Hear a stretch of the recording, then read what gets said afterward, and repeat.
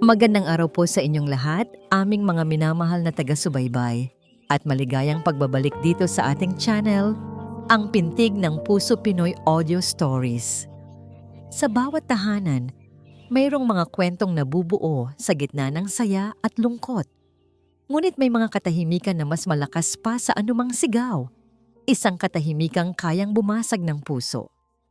Paano kung ang 2 taon ng katahimikang iyon ay biglang mabasag ng isang salitang hindi inaasahan?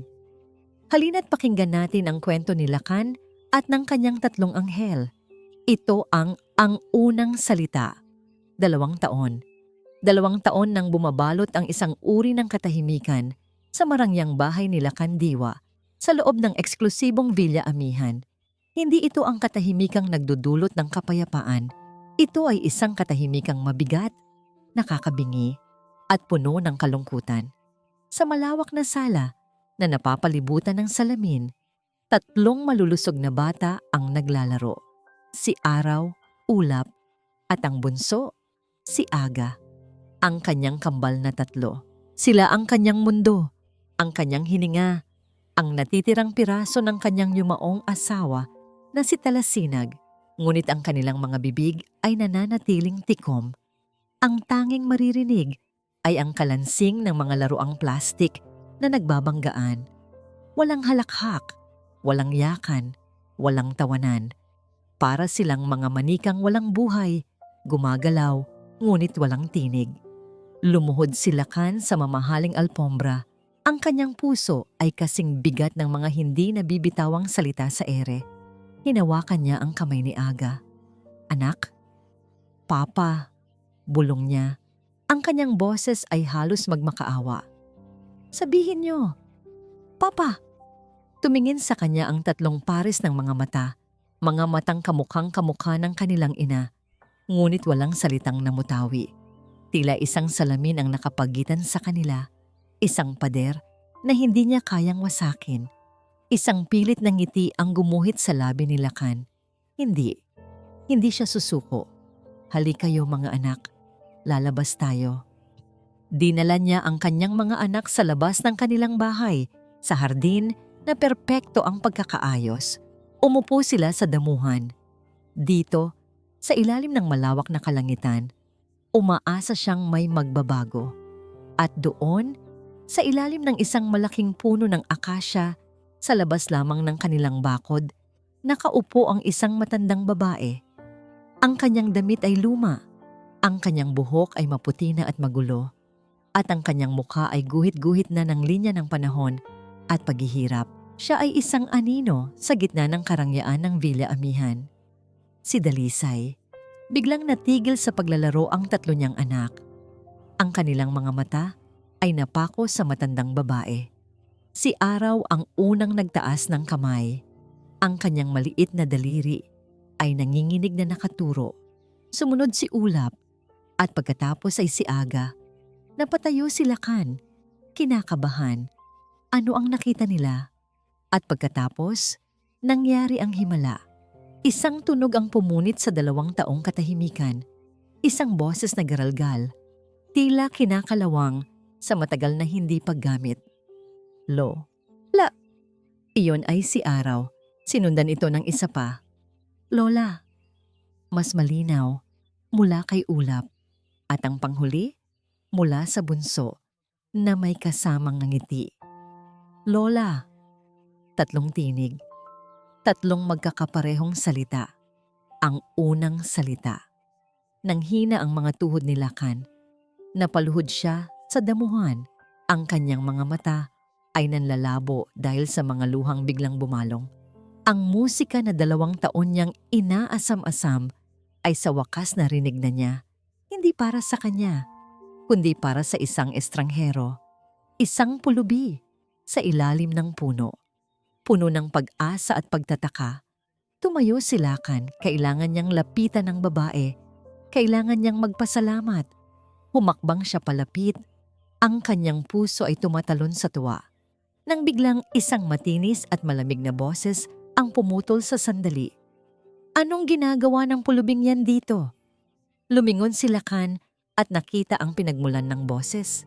Nakatayo doon si Gingol Brillanta Montesillo o Bria. Sa anyo nitong perpekto mula ulo hanggang paa. Ang kanyang damit ay plansadong-plansado. Ang kanyang alahas ay kumikinang at ang kanyang mukha ay tila hindi pa nasisinagan ng araw. Siya ang hindi opisyal na reyna ng Villa Amihan, isang babaeng ang kapangyarihan ay nakasalalay sa yaman at impluensya. Kiengni Montesillo, bati ni Lacan. Pilit na pinapakalma ang sarili. Hindi pinansin ni Bria ang kanyang pagbati. Ang mga mata nito, na tila 2 piraso ng matalim na bubog, ay nakatutok kay Dalisay.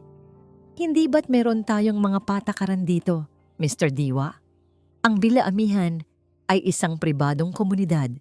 Hindi ito kanlungan ng mga palaboy. Ang bawat salita ay binitawan ng may diin. Sapat na para marinig ng iilang kapitbahay na nagsisimula ng mag-usisa. Umigting ang panga ni Lacan. Ang himalang nasaksihan niya, ilang sandali lang ang nagbigay sa kanya ng lakas. Wala siyang ginagawang masama. Nakaupo lang siya dyan. Isang sarkastikong tawa ang kumawala sa mga labi ni Bria. Ang kanyang presensya ay sapat ng masama.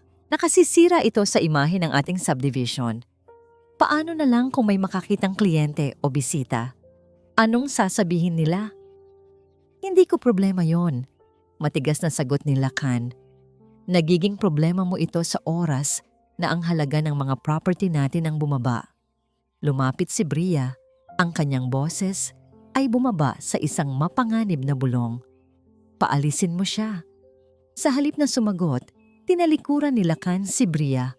Pumasok siya sa loob ng bahay at lumabas muli na may dalang isang plato ng pagkain, kanin, ulam, at isang baso ng tubig. Walang alinlangan siyang lumapit kay Dalisay at iniabot ito. Nag-atubili ang matanda, ang kanyang mga mata ay nagpapalipat-lipat mula sa pagkain kay Lacan at sa 3 bata na ngayon ay nakalabas na rin at tahimik na nakatayo sa likuran ng kanilang ama. Para po sa inyo, mahinang sabi ni Lacan. Nanginginig ang mga kamay ni Dalisay nang abutin niya ang plato. Hindi siya tumingin kay Lacan. Sa halip, ang kanyang mga mata ay nanatiling nakatitig sa mga bata na para bang sila ang buong sansinukob. Lumapit si Aga, ang bunso, at hinawakan ang dulo ng luma at maruming kantsuang, shawl ni Dalisay. Doon, sa gitna ng pagiging kupas ng tela, ay may isang burda. Isang disenyo ng isang kakaibang bulaklak na may mga talulot na parang bituin. Isang kuryente ang gumapang sa gulugod ni Lacan. Ang disenyo. Pamilyar ito. Nakita na niya ito dati. Sa mga lumang sketchpad ni Tala. Isang bubulaklak na bituin, iyon ang tawag ng kanyang asawa dito. Ngunit paano, ang pag-iisip niya ay pinutol ang tunog ng pagdial ni Bria sa kanyang telepono. "Hello, security?" Sabi ni Bria, ang kanyang boses ay nag-iba, naging matigas at puno ng awtoridad. "Gusto kong i-report ang isang trespasser dito sa tapat ng bahay ni Mr. Lacan Diwa." "Oo, ngayon na." Ibinalik niya ang telepono sa kanyang mamahaling bag at hinarap si Lacan na may isang malamig na ngiti. Ang kanyang pagtitiis ay nawala na. "Binibigyan kita ng 24 na oras, Mr. Diwa." Deklara niya. Ang kanyang boses ay hindi na bumubulong. "Paalisin mo siya o ako ang gagawa ng paraan." Hindi pinansin ni Lacan ang banta ni Bria Montesillo. Para sa kanya, ang boses ng kanyang mga anak ay mas malakas kaysa sa anumang banta ng isang mapagmataas na babae. Hinayaan niyang manatili si Dalisay sa ilalim ng puno na tila isang tahimik na bantay sa kanilang tahanan. Kinabukasan, ibang-iba ang sigla sa bahay. Habang nagtatrabaho si Lacan sa kanyang drafting table, palagi siyang napapasulyap sa bintana. Ang kanyang mga anak ay nasa labas, naglalaro malapit sa bakod. Hindi sila nagsasalita, ngunit meron silang bagong sigla. Paminsan-minsan, may iaabot silang isang bulaklak o isang dahon kay Dalisay na tinatanggap naman nito nang may isang munting tango at isang ngiting hindi umaabot sa kanyang mga mata. Isang bahagi ng isip ni Lakan ang nagsasabing delikado ito. Ngunit ang puso ng isang ama ay nakakapit sa anumang sinag ng pag-asa. At si Dalisay, sa hindi maipaliwanag na dahilan, ang pag-asa na yon. Pagsapit ng hapon, habang ang araw ay dahan-dahang bumababa, isang tunog ang pumasok sa pandinig ni Lakan. Isang himig, isang mahinang paghaming. Sa una, hindi niya ito pinansin. Ngunit ang himig ay pamilyar, tila isang lumang awitin na nakatago sa kaibuturan ng kanyang alaala. Tumigil siya sa pagguhit, pinakinggan niyang mabuti.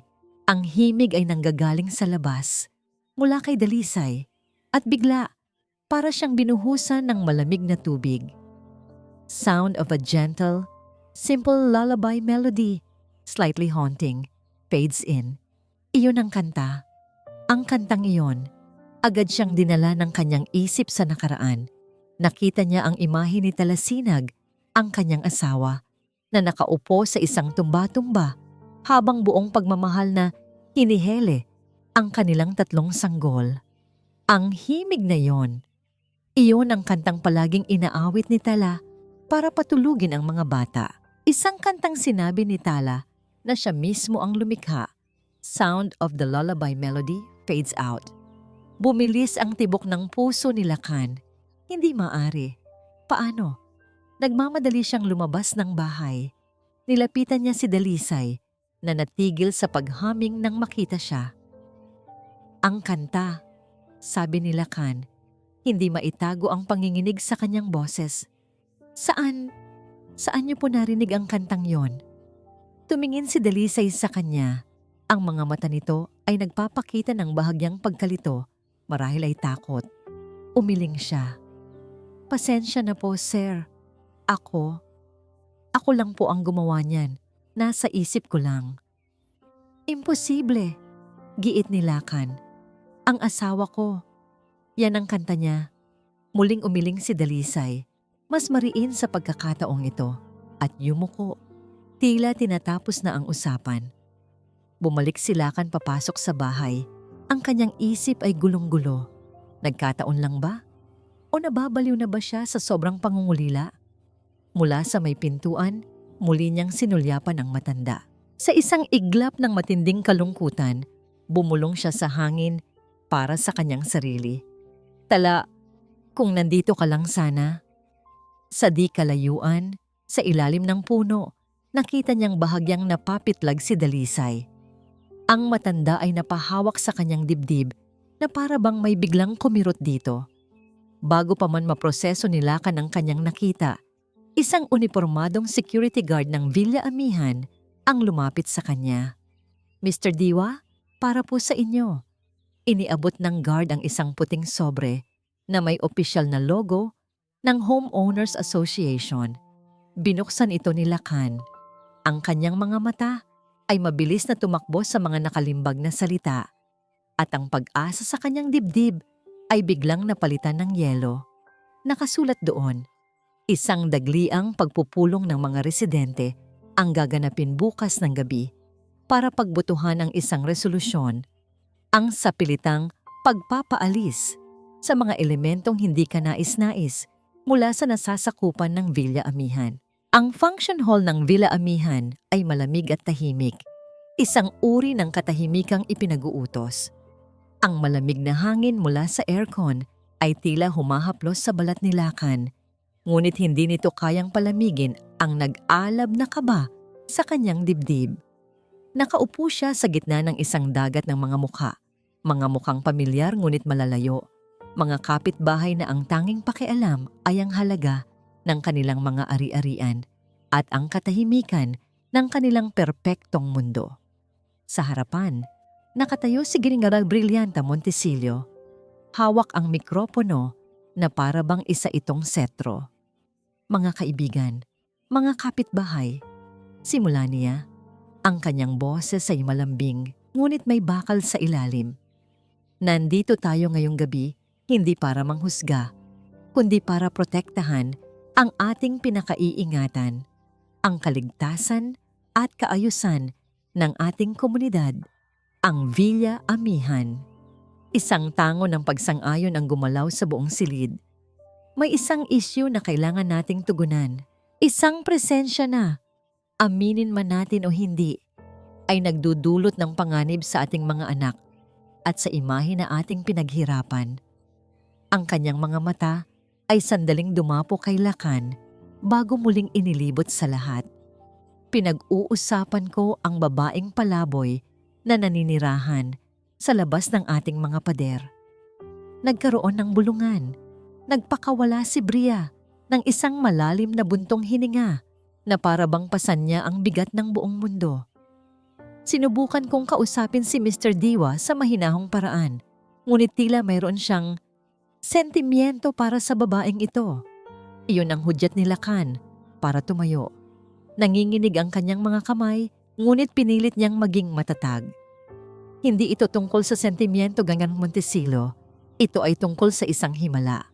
Lahat ng mga mata ay napunta sa kanya. Kinuwento ni Lakan ang nangyari. Ang dalawang taong katahimikan, ang unang salita ng kanyang mga anak na hindi para sa kanya, kundi para sa matandang babae. Hindi niyo ba nakikita? May dala siyang kabutihan. Siya ang dahilan kung bakit muling nagsalita ang mga anak ko. Isang mapangutyang nangiti ang sumilay sa labi ng isang babae sa unahan. Isang lalaki sa likod ang umiling-iling na para bang sinasabing kawawa naman. Walang naniwala. Ang tingin nila sa kanya ay hindi galit, kundi awa, na mas masakit. At doon, inilabas ni Bria ang kanyang pangwakas na sandata. Iyon ang projector, utos niya. Isang malaking imahe ang lumitaw sa pader. Isang larawan ni Dalisay, kuha mula sa malayo habang natutulog sa gilid ng daan, ang kanyang mukha ay marungis. Sumunod ang isa pa, habang kumakain gamit ang maruming kamay. Ang bawat larawan ay isang sampal sa dignidad ng matanda, isang patunay sa mata ng lahat na siya ay isang dumi. Nauunawaan namin ang pinagdadaanan mo, Lakan, sabi ni Bria. Ang kanyang boses ay puno ng huwad na simpatya. Pero hindi mo maaaring isakripisyo ang kapakanan ng buong komunidad para sa isang maling akala. Panahon na para bumoto. Itinaas niya ang kanyang kamay. Lahat ng pabor na ipatupad ang ating community regulations at hilingin sa administrasyon na paalisin ang babae, itaas ang kamay. Halos sabay-sabay, isang gubat ng mga kamay ang tumaas sa ere. Walang pag-aalinlangan, walang awa. Tanging ang kamay ni Lakan ang nanatiling nakababa. Hinarap siya ni Bria, isang malamig at matagumpay na ngiti sa kanyang mga labi. Ang pagpupulong ay tapos na. Ang administrasyon ay magpapadala ng formal na eviction notice bukas na bukas din. Magsasagawa kami ng legal na proseso para paalisin siya. Meron kang 48 oras, Mr. Diwa. Pagkatapos niyan, hindi na namin ito problema. Ang gabi ay malamig, ngunit para kay Dalisay, ito ang tanging kumot na nakasanayan na niya. Nakaupo siya sa kanyang karaniwang pwesto sa ilalim ng puno ng akasya. Ang kanyang likod ay nakasandal sa magaspang na balat nito. Mula sa kanyang kinatatayuan, tanaw niya ang mga ilaw sa bahay ni Lakan Diwa. Isang parisukat ng ginintuang liwanag sa gitna ng kadiliman. Iyon ang bintana ng silid ng mga bata. Ang kanyang mga apo. Isang mapait na ngiti ang sumilay sa kanyang mga labi. Apo, isang salitang hindi niya karapatang angkinin. Pumikit siya at hinayaang dalhin siya ng kanyang isip pabalik sa nakaraan. Sa isang mundong ibang-iba sa ngayon. Nakita niya ang kanyang sarili, bata pa at puno ng pangarap. Sa loob ng isang mas malaking mansyon, ang kanyang ama, isang hasyendero na may bakal na kamao, ay galit na galit. Ang kanyang kasalanan, ang umibig sa isang mahirap na pintor. Kung pipiliin mo siya, ang boses ng kanyang ama ay umaling-awngaw sa kanyang alaala. Huwag ka nang babalik dito. Hindi na kita anak. Pinili niya ang pag-ibig. Pinili niya ang kaligayahan. Kahit na ito'y panandalian lamang. Ngunit ang tadhana ay malupit. Namatay ang kanyang asawa sa isang karamdaman. Iniwan siyang mag-isa kasama ang isang munting anghel, ang kanilang anak, ang kanyang tala, ang kanyang bituin. Sound of a baby crying softly. Ang sumunod na mga alaala ay malabo at puno ng sakit, ang gutom, ang kawalan ng pag-asa, hanggang sa dumating ang araw na pinakamasakit sa lahat. Araw na kinailangan niyang mamili sa pagitan ng kanyang pagmamahal at ng kinabukasan ng kanyang anak. Nakita niya ang sarili na nakatayo sa harap ng isang mag-asawang matagal nang naghahangad ng anak. Sa kanyang mga bisig, ang natutulog niyang sanggol. Sa kanyang kamay, isang liham na naglalaman ng lahat ng kanyang pag-ibig, sakit at mga pangarap para sa batang kailangan niyang isuko. Mahal na mahal kita, aking talasinag. Bulong niya sa natutulog na sanggol. Ang kanyang mga luha ay tumutulo sa kumot nito. Balang araw, hahanapin kita. Idinilat ni Dalisay ang kanyang mga mata. Bumalik siya sa kasalukuyan. Ilang dekada na siyang naghahanap. Ang paghahanap na iyon ang nagdala sa kanya dito, sa Villa Amihan, isang lugar na dati isang malawak na lupain na puno ng mga puno ng mangga. Isang lupain na dating pag-aari ng kanyang pamilya. Bago ipinagbili ang lahat, lumingon siya sa paligid. Dati, mga puno ng mangga ang nakatayo dito, hindi mga pader na malamig. Bulong niya sa hangin.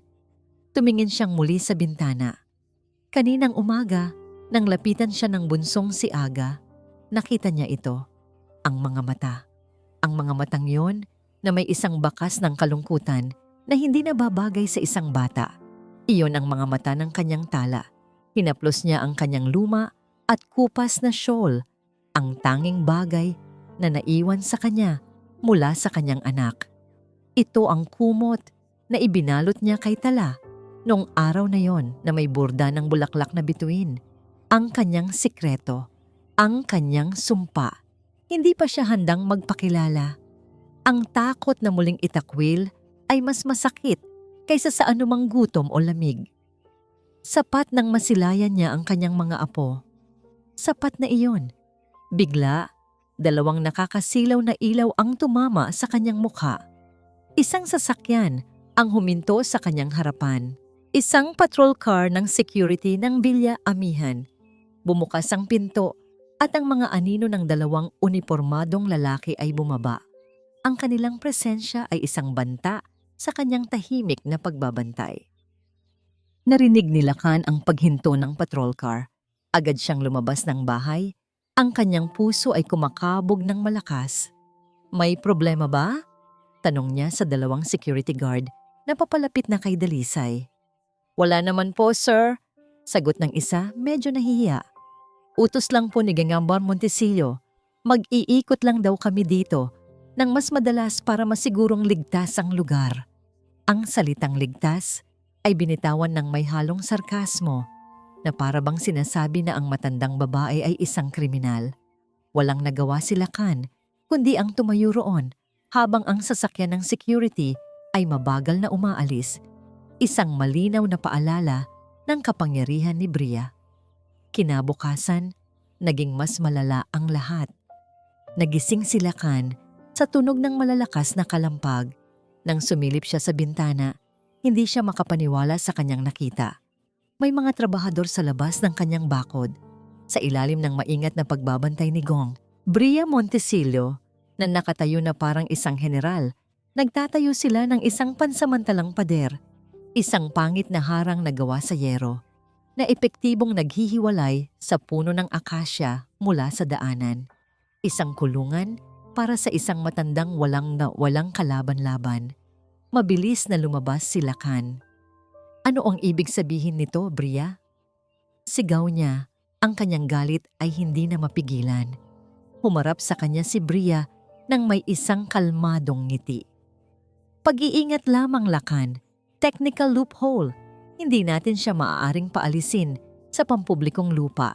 Pero wala namang batas na nagsasabing hindi natin maaaring protektahan ang ating perimeter. Para na rin sa kaligtasan niya, hindi ba? Baka kasi masagasaan. Ang kanyang pangangatwiran ay baluktot at malupit. Sa likod ng bintanang salamin ng kanilang bahay, nakatayo ang 3 bata, si Araw, Ulap at Aga. Ang kanilang mga maliliit na mukha ay puno ng pagkalito at takot habang pinapanood nila ang pagtatayo ng pader. Hinahanap ng kanilang mga mata ang kanilang lola, na ngayon ay nasa kabilang panig ng harang, nakaupo at nakayuko, tila mas maliit at mas kaawa-awa kaysa dati. Sinubukan ni Lakan na makipagtalo, ngunit para siyang nakikipag-usap sa isang pader na bato. Bawat argumento niya ay sinasagot ni Bria ng isang malamig na legalidad o isang mapanuyang komento. Nang matapos ang mga trabahador, isang pangit na harang na metal ang nakatayo na ngayon, isang monumento sa puot at pagtatangi. Pumasok si Lakan sa loob ng bahay talunan. Ang pinakamasakit na tanawin ang sumalubong sa kanya. Ang kanyang 3 anak ay nakadikit sa salamin. Ang kanilang maliliit na palad ay nakadiin dito. Habang tahimik na tumutulo ang kanilang mga luha, sinubukan nilang sumigaw, ngunit walang boses na lumalabas. Tanging mga hikbi na walang tunog. Ang katahimikan ay nagbalik. Mas masahol, mas mabigat. Niyakap niya sila. Hinahaplos ang kanilang mga likod. "Nandito si Papa," bulong niya. "Nandito lang ako." Ngunit alam niyang hindi siya sapat. Hinahanap nila ang koneksyon na tanging ang matandang babae sa labas ang nakapagbigay. Mula sa labas, sa siwang ng pangit na pader, nakita ni Lakan si Bria na sumulyap sa kanilang direksyon. Isang ngiti ng tagumpay ang gumuhit sa mga labi nito. Sumigaw ito, sapat na para marinig niya. "Tingnan natin kung hanggang kailan mo kayang tiisin ang katahimikan." Dumating ang gabi na parang isang magnanakaw. Ninakaw ang natitirang kulay at liwanag sa mundo ni Lakan. Ang katahimikan sa loob ng bahay ay mas masahol pa kaysa dati. Hindi na ito isang blangkong espasyo lamang. Ngayon, ito ay puno ng lungkot ng kanyang mga anak, ng kanilang mga hikbing walang tunog. Matapos niyang patulugin ang 3, na ang mga unan ay basa ng luha, nahanap ni Lakan ang sarili na walang patutunguhan. Naglakad siya papunta sa lumang studio ni Tala. Isang silid na halos hindi na niya pinapasok mula nang ito'y mamatay. Masyadong masakit. Ngunit ngayong gabi, kailangan niya ng isang bagay. Isang piraso ng kanyang lakas. Isang piraso ni Tala. Ang alikabok ay manipis na nakabalot sa lahat ng bagay. Ang amoy ng pintura at papel ay nananatili pa rin sa hangin. Isang multo ng pagkamalikhain. Dahan-dahan, hinaplos niya ang isang canvas na hindi natapos. Sinundan ng kanyang mga daliri ang mga guhit sa isang sketchpad. Ang bawat bagay ay isang alaala, isang matamis na kirot sa kanyang puso. Sa kanyang pag-iikot, hinila niya ang isang lumang libro mula sa isang bookshelf na puno ng mga aklat tungkol sa sining. Sa kanyang paghila, may isang bagay na nahulog mula sa likod nito na may kasamang malakas na kalabog. Yumuko siya para tingnan ito. Isang maliit na kahon na gawa sa kahoy. Hindi ito pamilyar sa kanya. Simple lamang ito, ngunit sa takip nito ay may isang ukit, isang masalimuot na disenyo ng isang bulaklak na ang mga talulot ay hugis bituin. A soft, mysterious musical sting plays. Napahinto sa paghinga si Lakan. Ang bulaklak na bituin. Ito ang eksaktong disenyo na nakaborda sa kupas na shawl ni Dalisay. Nanginig ang kanyang mga kamay. Imposible. Paano nangyari ito? Ang kanyang isip ay naghahanap ng isang lohikal na paliwanag, ngunit wala siyang makita. Dahan-dahan, umupo siya sa sahig. Ang kahon ay nasa kanyang kandungan. Ito ay parang isang sagradong bagay, isang relikya mula sa isang nakaraang hindi niya alam na umiral. Pinag-aralan niya ang bawat detalye ng ukit. Ito ay gawa ng isang taong may pagmamahal, isang taong pamilyar kay Tala. Ang kanyang puso ay kumakabog. Isang bahagi niya ang gustong itago ang kahon, ibalik ito sa kadiliman. Takot sa kung ano ang maaaring nilalaman nito. Ngunit isang mas malakas na puwersa, ang desperasyon ng isang ama, ang nagtulak sa kanya. Kailangan niya ng mga sagot. Ang kanyang mga daliri na nanginginig pa rin ay dahan-dahang itinaas ang takip ng kahon. Walang kandado. Bumukas ito nang may isang mahinang tunog. Sa loob, nakasalansan sa ilalim ng isang tuyong bulaklak ay dalawang bagay. Isang maliit, leather-bound na diary. At sa ilalim nito, isang sobre na naninilaw na sa katagalan. Ang selyo nito ay buo pa. Nakatitig silakan sa sobre. Ang kanyang puso ay naghahalo-halo ng takot at pag-asa. Ang selyo, tila isang sagradong panata na naghihintay na masira. Ang pangalan ni Tala ay hindi nakasulat dito. Walang kahit anong marka. Sino ang nagsulat nito? Para kanino ito? Bago pa man niya ito magalaw, biglang tumunog ang kanyang telepono. Ang matinis na ringtone ay tila isang alarma na pumunit sa sagradong katahimikan ng studio. Isang hindi rehistradong numero. Nag-atubili siya, ngunit sinagot niya ito. Hello? Is this Mr. Lacandiwa? Isang boses ng lalaki, formal at walang emosyon. Yes, speaking. Good evening, sir. I'm calling from the law office representing the Villa Amihan Homeowners Association. Nanlamig ang buong katawan ni Lacan. Ito na. I'm calling to formally inform you, patuloy ng abogado, that the court has granted the association's petition based on the signed community bylaws. An official eviction order for the individual of concern has been issued. Our team, accompanied by barangay officials and security, will be on site tomorrow morning at 9 o'clock sharp to enforce the order and to clear the area. Ang bawat salita ay parang isang pako na ibinabaon sa kanyang dibdib. Teka, hindi niyo maaaring gawin yan. Masyadong mabilis. The process was expedited due to the collected signatures citing health and security risks, sir. Putol ng abogado. Everything is legal and binding. This is just a courtesy call. We advise you and your family to stay indoors during the operation to avoid any inconvenience. Have a good night. Click. The sound of the call ending. Ibinaba ni Lacan ang telepono. Ang kanyang kamay ay nanginginig.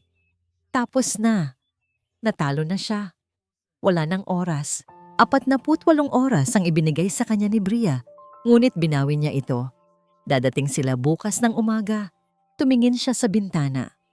Isang mahinang ambon ang nagsimulang bumagsak. Sa labas, sa likod ng malupit na pader na yero, nahagip ng kanyang mga mata ang anino ni Dalisay. Nakaupo pa rin ito roon, yumuyuko mula sa lamig. Isang malungkot na figura laban sa mundo. Isang alon ng matinding pagkatalo ang bumalot sa kanya. Nabigo siya.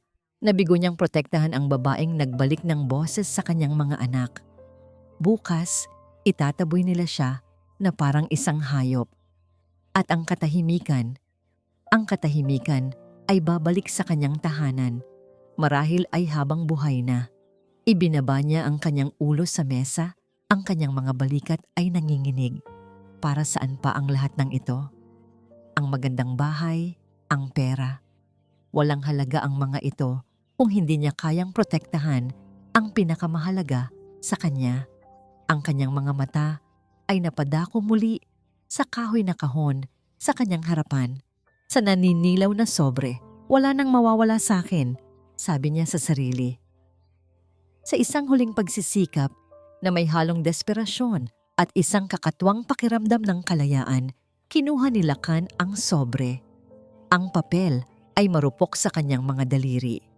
Ang kanyang hininga ay huminto sa kanyang lalamunan, habang ang kanyang nanginginig na hinlalaki ay maingat na sinira ang selyo ng wax na nag-iingat sa liham sa loob ng napakaraming taon. Maingat na inilabas ni Lacan ang nakatuping papel mula sa sobre. Ang amoy nito ay amoy ng lumipas na panahon, isang halo ng kalungkutan at pag-ibig na nakakulong sa bawat hibla. Bago niya ito basahin, ang kanyang mga mata ay napadako muna sa maliit na diary. Binuklat niya ito Ang sulat kamay ni Tala, pamilyar at minamahal. Ang mga pahina ay puno ng mga saloobin at tanong. Mga tanong tungkol sa kanyang tunay na pagkatao. Sabi ni na mama at papa, ampun daw ako. Mahal na mahal nila ako. Alam ko. Pero hindi ko mapigilang magtanong. Sino kaya ang tunay kong ina? Kamukha ko kaya siya? Iniisip niya rin kaya ako.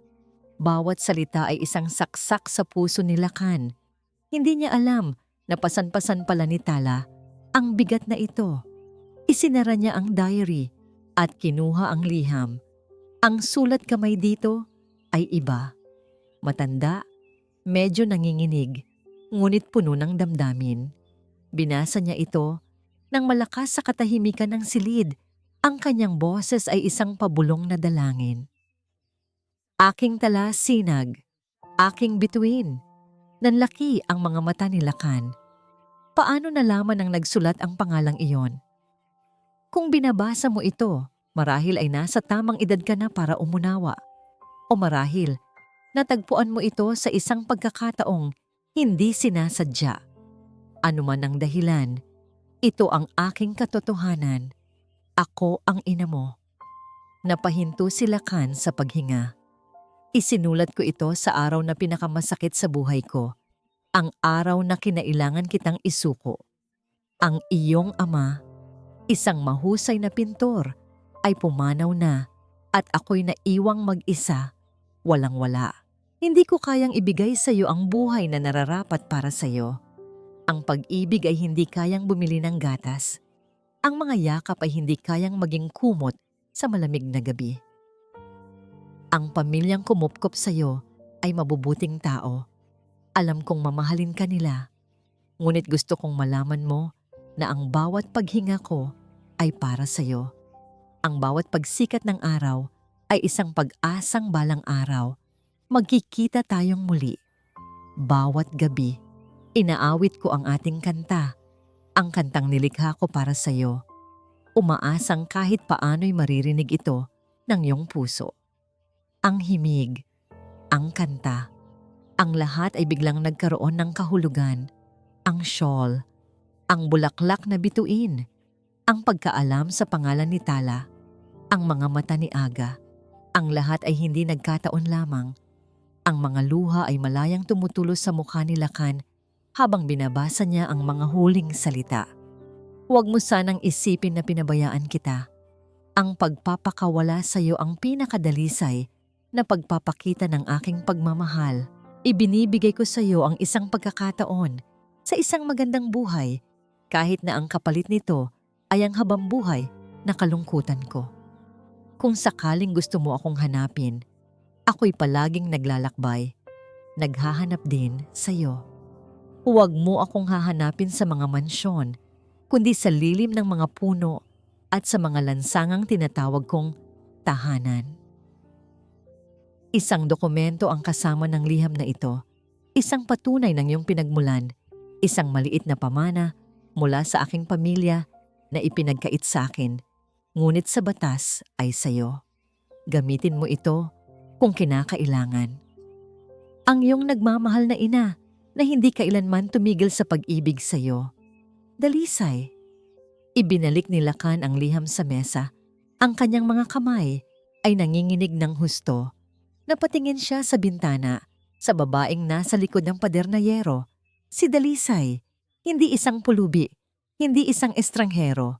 Siya ang ina ng kanyang asawa, ang lola ng kanyang mga anak.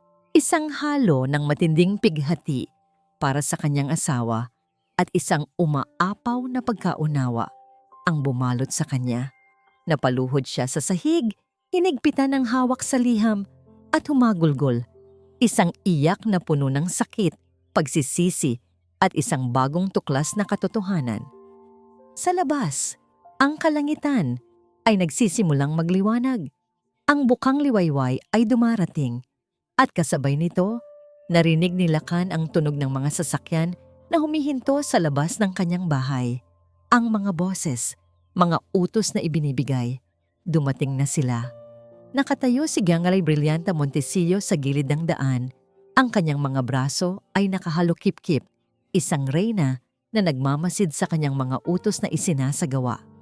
May ngiti ng kasiyahan sa kanyang mga labi habang pinapanood niya ang mga security guard at mga tauhan ng barangay na buong lakas na binabaklas ang pader na yero. Sa likod nila, naghihintay ang isang lumang van ng munisipyo, handang iligtas si Dalisay mula sa kanyang kinalalagyan. Si Dalisay ay nakaupo pa rin sa ilalim ng puno, ngunit ngayon, ang kanyang katawan ay naninigas sa takot. Hindi siya gumagalaw. Niyayakap niya ang kanyang sarili, isang maliit na isla ng katahimikan sa gitna ng kaguluhan. Tila tinatanggap na lamang ang kanyang mapait na kapalaran. Sa loob ng bahay si Lakan ay mabilis na kumikilos. Ang pighati ay napalitan na ng isang nag-aapoy na determinasyon. Isinilid niya ang liham at ang dokumento sa kanyang bulsa. Kailangan niyang lumabas. Kailangan niyang ipaglaban ang ina ng kanyang asawa. Ngunit bago pa man niya mahawakan ang doorknob, naramdaman niya ang isang maliit na kamay na humihila sa kanyang pantalon. Pagtingin niya sa ibaba, nakita niya si Araw, Ulap at Aga. Ang kanilang mga mata ay malalaki at puno ng takot. Hindi sila umiiyak. Sa halip, ang kanilang mga mukha ay nagpapakita ng isang uri ng determinasyon na hindi pa niya nakikita dati. "Dito lang kayo mga anak," sabi niya. Sinusubukang panatilihing kalmado ang kanyang boses. "Kakausapin ko lang sila." Ngunit umiling sila, sabay-sabay. Sa labas, natapos na ang pagbaklas. Ang daan patungo kay Dalisay ay malaya na. 2 matipunong barangay tanod ang nagsimulang humakbang patungo sa kanya. "Nanay, pasensya na po," sabi ng isa sa kanila. Hindi naman malupit ngunit matatag. "Sasama po kayo sa amin." Hindi sumagot si Dalisay. Yumuko na lamang siya, naghihintay sa kamay na hahawak sa kanya. At sa sandaling iyon, ang pintuan ng bahay ni Lakan ay bumukas ng malakas. Hindi si Lakan ang lumabas. Si Araw, Ulap at Aga. Tumakbo sila. Ang kanilang maliliit na paa ay mabilis na tumawid sa damuhan, mas mabilis kaysa kailanman. Hindi sila tumigil hanggang sa makarating sila sa harap ni Dalisay. Doon, huminto sila, lumingon, at hinarap ang mga tanod. Idinipa nila ang kanilang mga braso na para bang mga pakpak, lumilikha ng isang maliit, marupok na harang ng tao sa pagitan ng kanilang lola at ng mundo. Ang lahat ay natigilan. Maging si Bria ay natulala. At pagkatapos, isang tunog ang muling pumunit sa hangin. Hindi na ito isang salita lamang. Ito ay isang sigaw. Isang sigaw na nagmula sa 3 maliliit na lalamunan. Puno ng lahat ng takot at pag-ibig na kaya nilang ilabas. "Lola! Huwag!" Ang kanilang mga boses, pinagsama-sama, ay lumikha ng isang alon ng tunog na nagpatigil sa lahat. Ang mga tanod ay napaatras. Ang mga security guard ay napatingin sa isa't isa. Si Bria Montesillo, sa unang pagkakataon, ay nagpakita ng iritasyon. Ang perpektong plano niya ay nagkakagulo. "Ano ang ginagawa niyo? Ginagawa niyo? Alisin ang mga bata dyan!" Sigaw niya. Isang tanod ang humakbang pasulong. Nag-aatubiling iniaangat ang kanyang kamay upang hawakan ang balikat ni Araw. Ngunit bago pa man dumampi ang kanyang mga daliri sa bata, isang boses, malalim at puno ng kapangyarihan na tila nanggagaling sa lupa, ang dumagundong sa buong lugar. "Subukan ninyong hawakan ang mga apo niya." Lahat ay lumingon. Nakatayo sa pintuan si Lakandiwa. Ang kanyang mga mata ay nag-aapoy. Sa kanyang kamay, hawak niya ang isang luma at naninilaw na piraso ng papel. Hindi ito isang pagsusumamo, isa itong babala. Naglakad si Lakan papalapit. Ang bawat hakbang ay mabigat at may layunin. Hindi niya pinansin ang mga security guard o ang mga tanod. Ang kanyang mga mata ay nakatutok lamang sa isang tao. Si Brillanta Montesillo. Huminto siya sa gitna ng lahat, sa pagitan ni Bria at ng kanyang pamilya, ang 3 bata na matapang na nakabantay sa kanilang lola. Ano na namang drama ito, Lakan? Sabi ni Bria. Sinusubukang bawiin ang kanyang kontrol, ngunit may bahagyang panginginig na sa kanyang boses. Tapos na ang usapan. Mayroon kaming court order. Hindi sumagot si Lakan. Sa halip, itinaas niya ang liham. Ang katahimikan ay nakakabingi.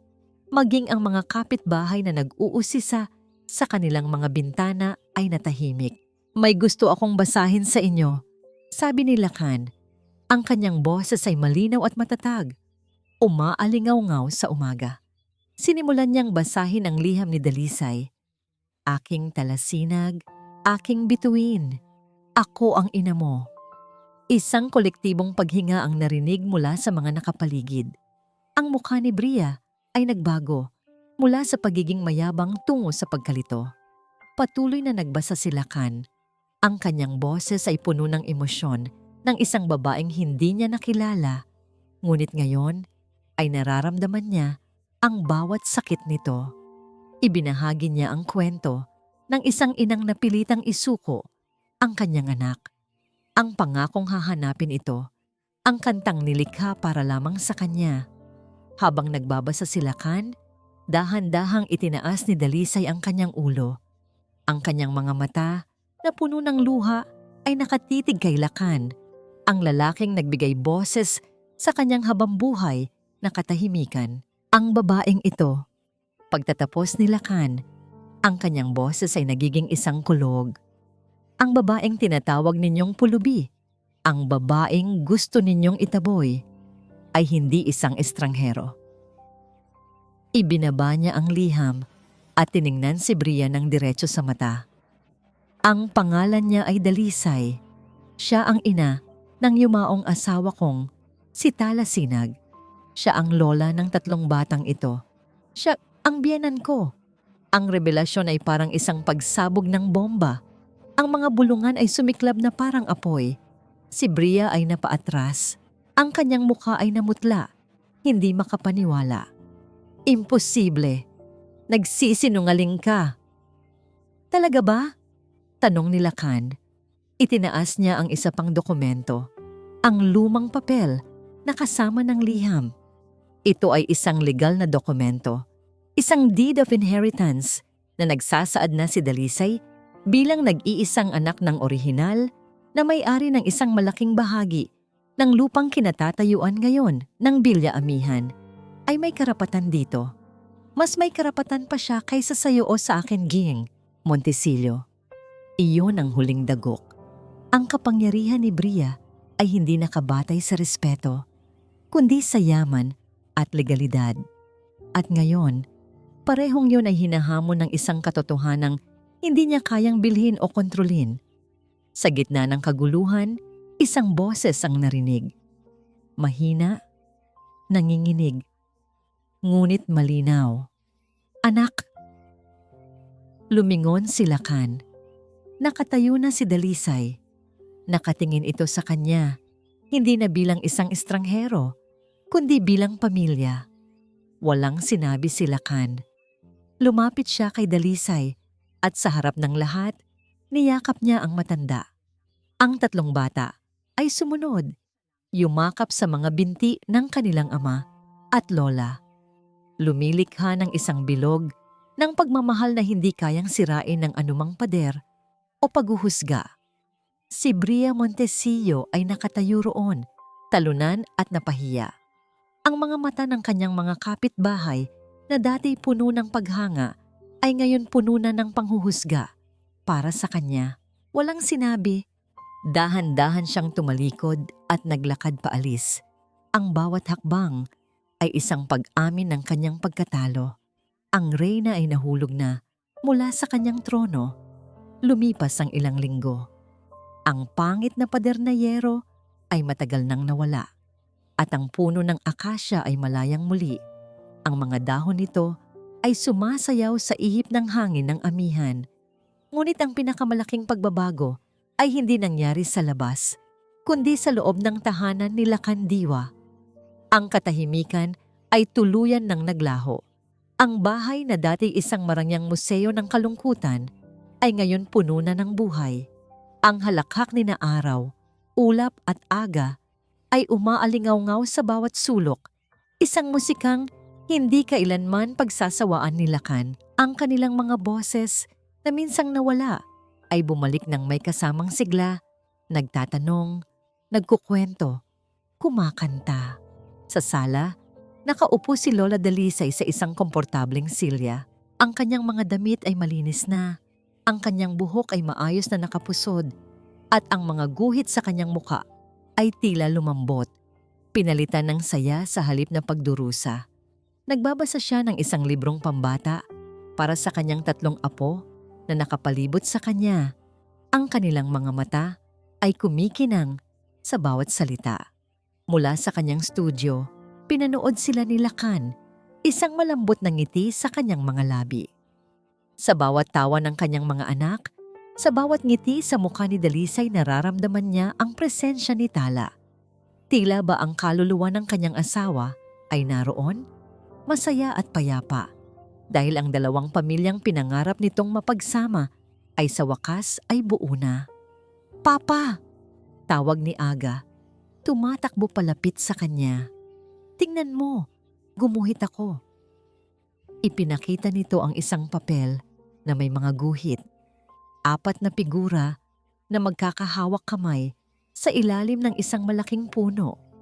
Isang lalaki, 3 bata, at isang babaeng may puting buhok. Sa itaas nila, isang malaking bituin ang nagniningning. Lumuhod si Lakan at niyakap ang kanyang anak. "Ang ganda, anak. Napakaganda." Dumating din sina Araw at Ulap, kasama si Lola Dalisay. Niyakap nilang lahat si Lakan, isang magulong grupo ng pagmamahal. Nang gabing iyon, matapos matulog ang mga bata, naupo sina Lakan at Dalisay sa beranda. Tahimik nilang pinanood ang mga bituin. "Salamat, Lakan." Basag ni Dalisay sa katahimikan. "Salamat sa pagbibigay sa akin ng tahanan." "Kayo po ang nagbigay ng tahanan sa amin, Nay!" Sagot ni Lakan, ginagamit ang salitang matagal na niyang gustong sabihin.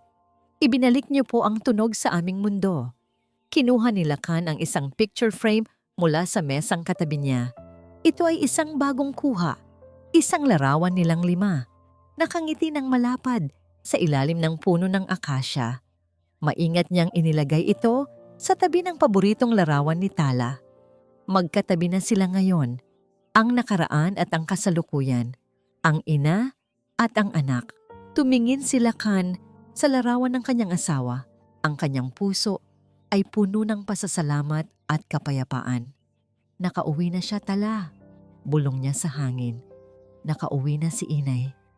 At dito po nagtatapos ang kwento nila Lakan, Dalisay at ng 3 anghel na sina Araw, Ulap at Aga. Isang paglalakbay na nagturo sa atin na ang tunay na pamilya ay hindi nasusukat sa yaman o katayuan sa buhay, kundi sa lalim ng pagmamahal at sa lakas ng dugong nananalaytay sa ating mga ugat.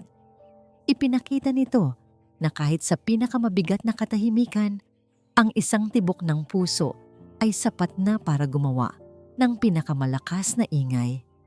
Taos puso po akong nagpapasalamat sa inyong walang sawang pagsubaybay sa bawat kabanata ng ating kwento.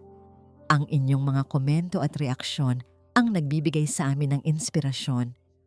I-comment nyo lang po sa ibaba kung ano ang pinakapaborito ninyong bahagi at kung anong aral ang inyong napulot. Kung nagustuhan nyo ang kwentong ito, isang pindot lang po sa like button, i-share sa inyong mga kaibigan at kapamilya. At syempre, mag-subscribe na po kayo sa ating channel, ang Pintig ng Puso Pinoy Audio Stories, para hindi ninyo mapalampas ang mga susunod pa nating mga kwento. Muli, ako po ang inyong lingkod, nag-iiwan ng isang paalala. Ang bawat puso ay may sariling kwento, at ang bawat kwento ay may aral na naghihintay. Hanggang sa muli, paalam.